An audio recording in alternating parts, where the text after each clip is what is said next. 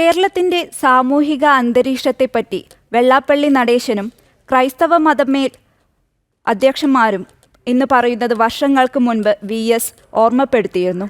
കേരളത്തിൽ 40 വർഷം കൊണ്ട് മുസ്ലിം ഭൂരിപക്ഷ ദേശമാക്കാൻ ഇസ്ലാമിസ്റ്റുകൾ ശ്രമിക്കുന്നുവെന്ന് VS തുറന്നടിച്ചിരുന്നു.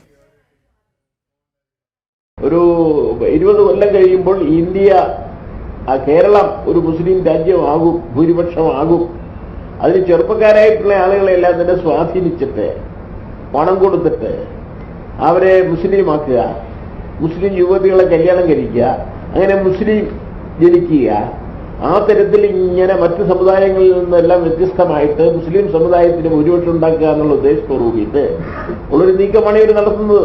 ഇസ്ലാമിക ഭീകര സംഘടനയായ പോപ്പുലർ ഫ്രണ്ടിനെ പറ്റി പരാമർശിക്കവെയാണ് കേരളം മുസ്ലിം ഭൂരിപക്ഷ പ്രദേശമാക്കാൻ ആസൂത്രിത ശ്രമം നടക്കുന്നുവെന്ന വസ്തുത VS 13 വർഷങ്ങൾക്ക് മുൻപ് ചൂണ്ടിക്കാട്ടിയത്.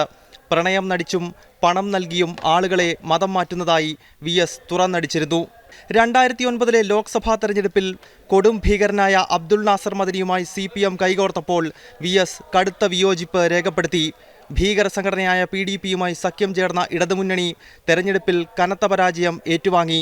അന്ന് മാധ്യമങ്ങൾക്ക് മുന്നിൽ ചിരിച്ചുകൊണ്ടായിരുന്നു VSന്റെ മധുര പ്രതികാരം. EMS നമ്പൂതിരിപ്പാട് ഉൾപ്പെടെയുള്ള CPMന്റെ അനിഷേധ്യ നേതാക്കൾ മുസ്ലിം ലീഗുമായുള്ള സഖ്യത്തെ ന്യായീകരിക്കുമ്പോൾ വർഗീയ പാർട്ടിയായ ലീഗിനോടെന്നും VS മുഖം തിരിച്ചു നിന്നിരുന്നു. ലീഗ് ഒരു ലക്ഷണമൊത്ത മതസംഘടനയാണെന്ന നിലപാടായിരുന്നു VSന്.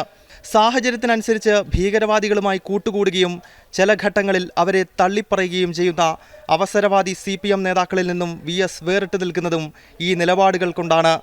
ന്യൂസ് ഡെസ്ക് ജനം.